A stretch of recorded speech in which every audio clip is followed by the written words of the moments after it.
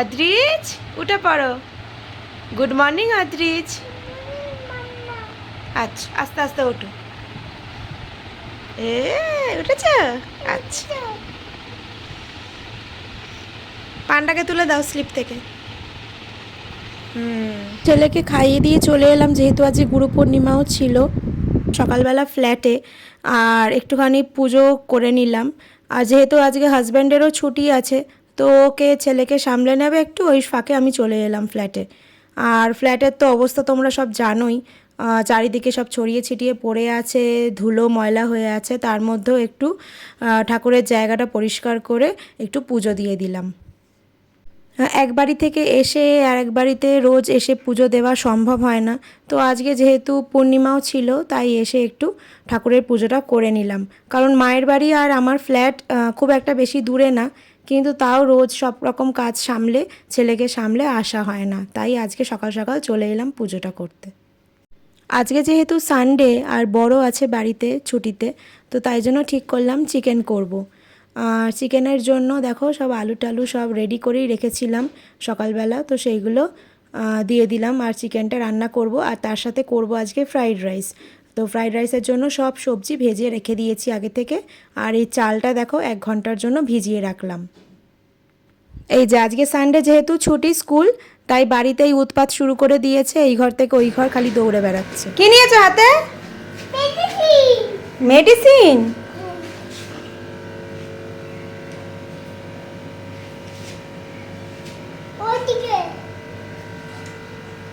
High বলো আচিজ, এদিকে তাকাও। Hi baby. তো এখানে দেখো আমার চিকেনটা অলরেডি রেডি হয়ে গেছে। তো চিকেনের সাথে যেটা ফ্রাইড রাইসটা করব বলেছিলাম, তো সেই ফ্রাইড রাইসের জন্য চালটা আমি অলরেডি সেদ্ধ করতে দিয়ে দিয়েছি।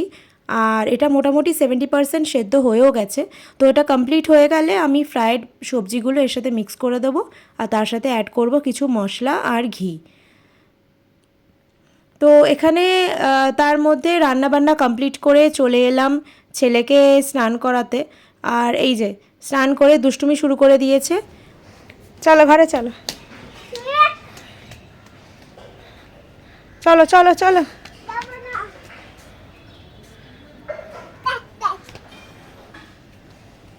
চলো হয়ে গেছে, চলো। তো এই যে ছেলেকে খাইয়ে দিয়ে ঘুম পাড়িয়ে দিয়ে বসে পড়েছি লাঞ্চ করতে। এটা আমার হাজব্যান্ডের খাবারটা বেড়ে দিচ্ছি প্লেটে। তো দেখো এই ফ্রাইড রাইস আর চিকেন এটাই রান্না হয়েছে আজকে, আর চাটনি করেছে মা। তো এটাই আজকে রান্না, সানডে মেনু, আর একদম সিম্পল।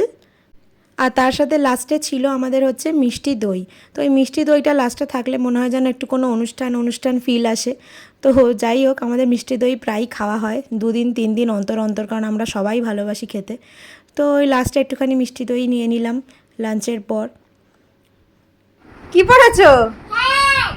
হ্যাট পরেছো? তুমি মাম্মার হ্যাট পরে নিয়েছো? বিকেলে একটু বেরোবো ভেবেছিলাম, কিন্তু বৃষ্টির জন্য আর বেশি দূরে গেলাম না, তাই চলে এলাম ওকে নিয়ে একটু ঘুরতে, ফ্ল্যাটেই চলে এলাম। আর টুকটাক কিছু কেনাকাটার ছিল, তো সেইগুলো দোকান থেকে কিনে নিলাম কাছাকাছি। আর দূরে কোথাও যাওয়া হলো না, ভেবেছিলাম সানডে যাব, উইকেন্ডে ছাড়া বেরোনো হয় না ওকে নিয়ে, কিন্তু সেটা আর যাওয়া হলো না বৃষ্টির জন্য। খুলে ফেলেছো? আচ্ছা, ভেরি গুড।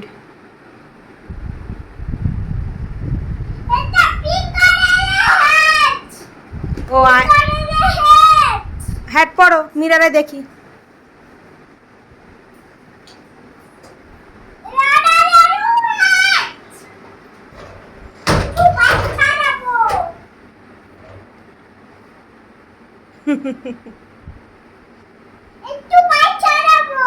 একটু বাইক চালাবে হ্যাট পরে।